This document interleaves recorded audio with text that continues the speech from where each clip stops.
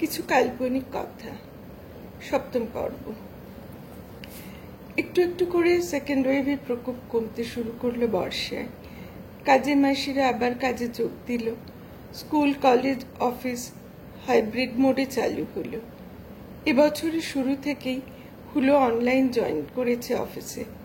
বনি আর দীপ ভারী খুশি। দুই ছেলে কাছে আছে, অনলাইন কাজ করছে। ওদের বড় স্বাদ, সবাইকে শাড়ি জামা কাপড় দেবে। দুই ছেলে চাকরি পাওয়ার সেলিব্রেশন। আত্মীয় স্বজনদের মধ্যে আনন্দের জোয়ার বয়ে গেল সুন্দর সুন্দর শাড়ি পেয়ে। মা বলল, এবার তো ছেলেদের বিয়ে দে মামুনি, আমি ওই দিন এই এত দামি শাড়িটা পরবো। মা বনিকে মামুনি বলে ছোট থেকে। মেজো কাকিমা তো দারুণ খুশি, বলে পুজোর অষ্টমীতে অঞ্জলি দেবে অত দামি শাড়ি পরে। রমলা বলেছিল, বনি আমায় শাড়ি দিস না রে, সারা রাত কাশির জন্য ঘুমোতে পারি না, পিঠে বালিশ আলান দিয়ে বসে থাকি, কষ্ট হয়। একটা রেক্লাইন আর্ম চেয়ার দিস রে, ওতে বসে কাটালে আরাম হবে। হুলো আর ফোকলু প্রবল আপত্তি করে, বলে ওঠে, মাম্মাম তোমার তো সামনেই জন্মদিন, আমরা দুজনে তোমায় রেক্লাইন আর্ম চেয়ার দেব, আর মা বাবি তোমায় শাড়ি দেবে যেমন সবাইকে দিচ্ছে। যে কথা সেই কাজ। বাবাকে বনি সুন্দর পাজামা পাঞ্জাবি দেয়, আর হুলো ফোকলু দেয় একটা গান শোনার কারওয়া, পুরো গীতা পাঠ আর ভজনের ওপর। বাবা মহা খুশি, সারাক্ষণ সময় কাটানো এত সুন্দর একটা যন্ত্র পেয়ে। কিন্তু ভাইরাস এখনো পুরোপুরি যায়নি। Vestiges of the vanished order of the থিংসের নমুনা হিসেবে কিছু কিছু পকেটসে থেকে যায়। এখনো মানুষের হচ্ছে, হাসপাতাল যাচ্ছে, তবে ফার্টিলিটি রেট খুবই কম। পুজোর আগে মেজো কাকা নিজের ফ্ল্যাটে চলে আসে। পুজোর সময় কাকা কাকিমা দুজনে নিজেদের ফ্ল্যাটে থাকবে বলে পরিষ্কার করাতে শুরু করে। এরই মধ্যে ঘটে বিপত্তি। ঝন্টুরা তিনজনই পজিটিভ। ঝন্টুর ছেলে বান্টি কলেজে পড়ে, খুব ভালো কিবোর্ড বাজায়। ঝন্টুর খুব কম বয়সে বিয়ে হয় পামির সাথে, তাই ছেলে এখন কলেজে, অন্য ভাইদের ছেলে মেয়েদের চেয়ে বয়সে বড়। সেই বাইরে বেরিয়েছিল, কোথা থেকে এসে হাজির হয় এই ভাইরাস। পামি আর বান্টির একটু হালকা গোছের হয়, সর্দি কাশি গা ব্যথা, কিন্তু ঝন্টু পুরো কাবু। দুশ্চিন্তায় দিন কাটে অমলাদের, শরীর ওদের খুবই দুর্বল করে দেয়। কিন্তু 7 দিনের মাথায় নেগেটিভও হয়ে যায় ওরা, কাশি চলতে থাকে। ওরা এখন কিছুটা সুস্থ, কিন্তু স্বস্তি কই। এদিকে যে আবার মন্টু পজিটিভ। মেজো কাকিমা মন্টুর কাছেই আছে এখনো, নিজের ফ্ল্যাটে মেজো কাকার কাছে আসা হয়ে ওঠেনি। রূপসা সরো মেজো কাকিমা নেগেটিভ। মন্টু নিজেকে আইসোলেশনে রাখে আর মেজো কাকিমাকে ঝন্টুর কাছে পাঠিয়ে দেয় তাড়াতাড়ি। 2 দিন পরে সরো আর রূপসা শুরু হয় কাশি আর জ্বর, ওরাও পজিটিভ। এ যে কি সময়, একটু সব ঠিকঠাক হতে না হতেই দুশ্চিন্তার ঝড় শুরু হয়। বিপদ যেন কিছুতে পিছু ছাড়ে না, একটার পর একটা। মেজো কাকিমার শরীরও খুব ক্লান্ত, খালি ঘুমোয়, বুকের কাজটা ভার ভার লাগে। মেজো কাকিমারও আবার টেস্ট করানো হয়, মেজো কাকিমাও পজিটিভ। না, মেজো কাকিমাকে বাড়িতে রাখাটি এবার রিস্ক হয়ে যাবে। মন্টুও পজিটিভ, ঝন্টু দিশেহারা। ফোন করে বল্টুকে, বল মাকে নিয়ে কি করব। বল্টু বলে, ভালো বুঝছি না, তুই মেজো কাকিমাকে হাসপাতালে ভর্তি কর। এখন তো হাসপাতালে ভর্তি হয়ে সব বাড়ি চলে আসছে কদিন পর। ঝন্টু ব্যবস্থা করে বাড়ির কাছে হাসপাতালে। নিজের দুর্বল শরীর নিয়ে আর বেশি দূর মাকে কি করে নিয়ে যাবে। ঝন্টু, বান্টি, পামি তিনজনই যায় মেজো কাকিমাকে নিয়ে হাসপাতালে।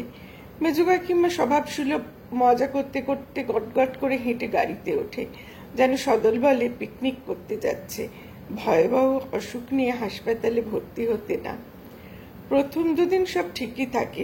মেজো কাকিমার মাঝে মাঝে অক্সিজেন লাগে, ঝন্টুর সাথে ভিডিও কলে কথাও বলে।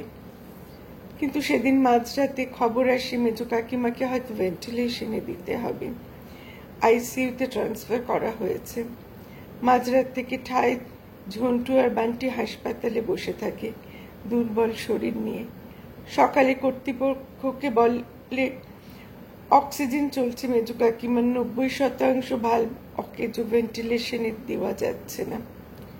মাথায় বজ্রপাত, একে সর্বনাশ। ঝন্টু অন্য এক অনুনয় বিনয় করে যদি একটু দূর থেকে দেখতে দেয় মাকে বা ভিডিও কলে দেখায়। সারাদিন ঠাই হতে দিয়ে পড়ে থাকে, কিন্তু নিয়ম বড় কঠোর, কঠিন। ঝন্টুকে ডাক্তাররা জোর করে বাড়ি পাঠায়। কোনো ক্রমে বিনিদ্র রজনী কাটে। খবরটা আসে ঠিক দুপুর গড়িয়ে। ঠাকুরের বিজয়া দশমীর সাথে সাথে মেজো কাকিমারও বিজয়ে হয় চোখের জলে। মেজো কাকা আর কাকিমার দেখা হয় না। মেজো কাকিমার নিয়মভঙ্গের দিন বল্টু একটা ইন্টারভিউ পায় একটি মিডিয়া হাউসে। পরদিন খবর পায় আজকের সময়ে সংবাদপত্রে বল্টু সিলেকশন হয়ে গেছে। বড় আরাম। কতদিন পর ঠাকুর মুখ তুলে চেয়েছে। জয়নিক 10 দিন পর। বল্টু গিয়ে মা কালী বাড়ি পুজো দিয়ে আসে। ফোনে রমলাকে বলে, দিভাই চিনিকে এখন মাঝে মাঝে তোর কাছে রেখে আসবো, যতদিন না চিনিকে দেখার কাউকে পাচ্ছি। আমাকেও তো বেরোতে হবে এবার থেকে। রমলা স্পিকারে দিয়ে কথা বলছিল যাতে মাও শুনতে পায়। রমলা মা খুব খুশিতে উপচে পড়ে বলে, হ্যাঁ হ্যাঁ খুব ভালো, ঠাকুরের কৃপা সব। মা বলে, তা বল্টু তোর গলাটা ওরকম ফ্যাঁস ফ্যাঁস করছে কেন রে? হ্যাঁ সকাল থেকে একটু ধরেছি, কাল সন্ধ্যেবেলা মন্দির গিয়েছিলাম, একটু ঠান্ডা ঠান্ডা ভাবতো এখন। ও আচ্ছা, সাবধানে থাকিস। হঠাৎ হই হই করে ঘরে ঢুকে পল্টু আর বাতাসা, পল্টুর ছেলে। রুমাকে আজ স্কুলে অনেকক্ষণ অবধি থাকতে হবে, স্কুলের পর মিটিং আছে, তাই পল্টু বাতাসাকে এখানে রেখে ওর নিজের অফিসে যাবে। এখন আবার ওদের নার্সিংহোমে খুব চাপ। এতকাল যত কাজ পেন্ডিং ছিল সেই সব পেশেন্ট আসতে শুরু করেছে। রোজই সার্জিক্যাল কেস থাকছে 2-3টে করে, আর অন্য পেশেন্টের ভিড়ও ক্রমশ বাড়ছে। আস্তে আস্তে সবই নর্মাল হচ্ছে, মানে নিউ নর্মাল আর কি। স্কুল কলেজ অফিস খুলতে শুরু করেছে, তবে বেশিরভাগই হাইব্রিড মোড। বনির কলেজও শুরু হয়ে গেছে। এতকাল টিচার্সদের হাল ছিল নাজেহাল। আগে স্কুল আওয়ার্স অবধি ডিউটি, বাড়ি ফিরে অগাধ সময়। এই প্যান্ডেমিকে ওয়ার্ক ফ্রম হোম হয়ে মহা জ্বালা। সারাদিনই ভিডিও কল চলছে, সন্ধেবেলায়ও রেহাই নেই।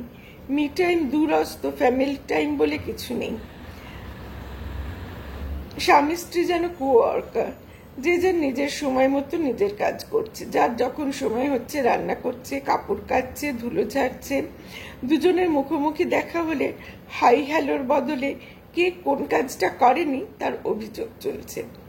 রুমা লকডাউন পিরিয়ডে মজা করে বলতো, দিদিভাই সব খুললেই তোমার ভাই দৌড়বে উকিলের কাছে, ফ্যামিলিকে কোনো টাইমই দিতে পারছি না।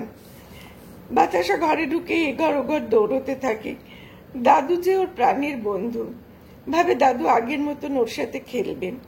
দাদুকে দেখেই ওর মন খারাপ হয়, আর আগের মতন নেই দাদু।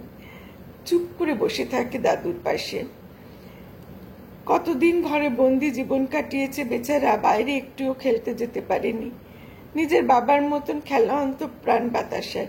এই প্যান্ডেমিকে সব বন্ধ।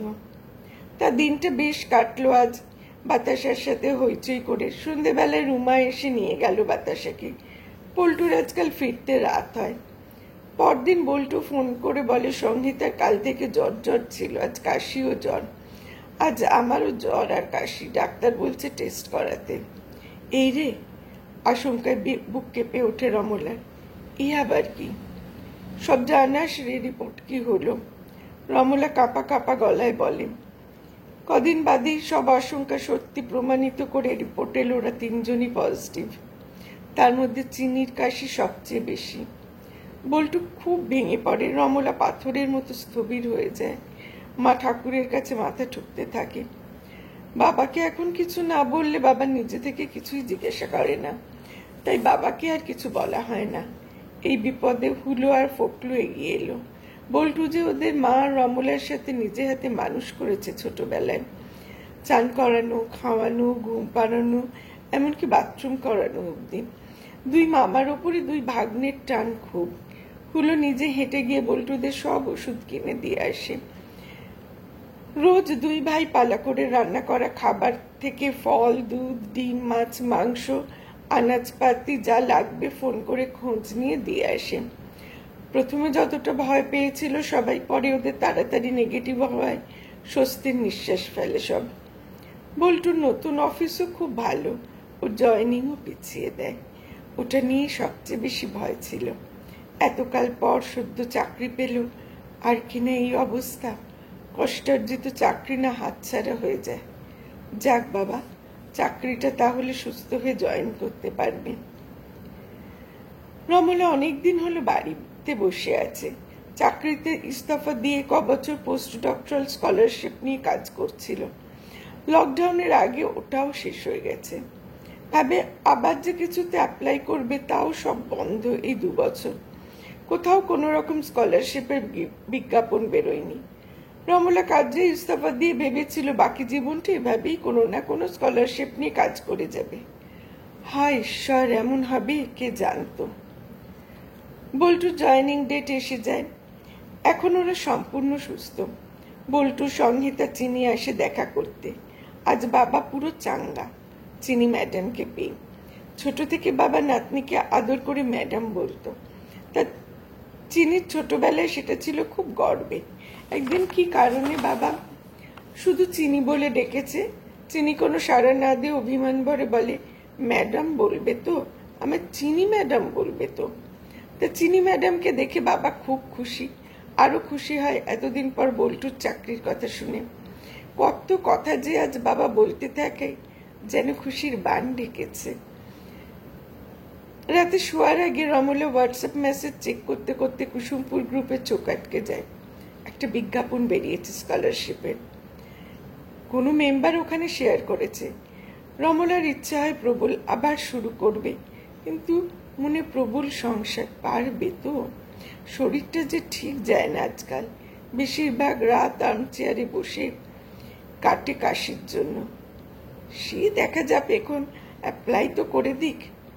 ওরে বাবা, প্রচুর খাটনি, লেখা না হয় একটা হয়ে যাবে পড়াশোনা করে, কিন্তু টাইপ করা।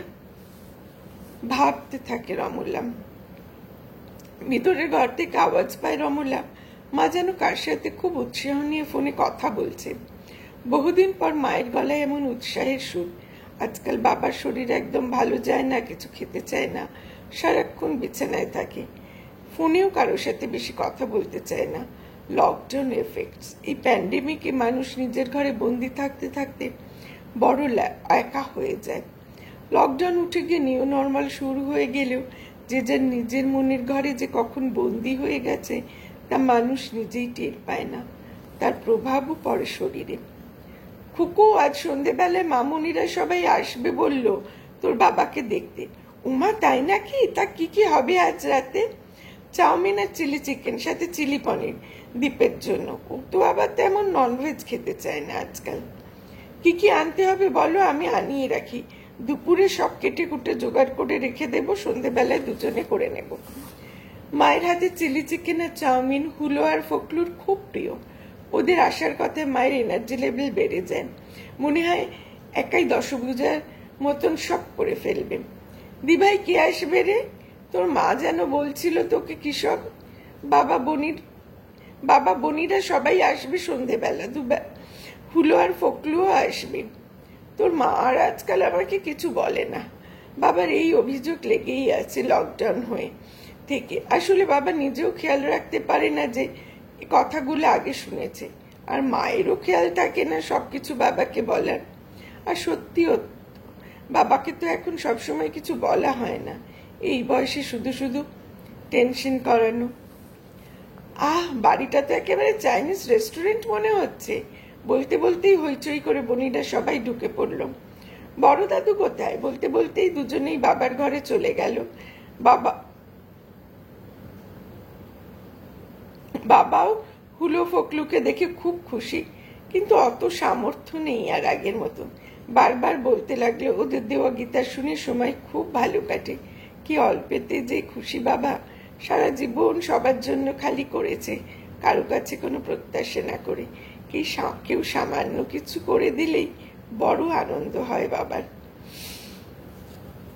আজ যাই, আসবো আর একদিন। পরেরটা জানতে ইচ্ছে করছে? সাবস্ক্রাইব করলেই বেল আইকনের টুংটাং আওয়াজই বলে দেবে পরের পর্বের আগমন বার্তা।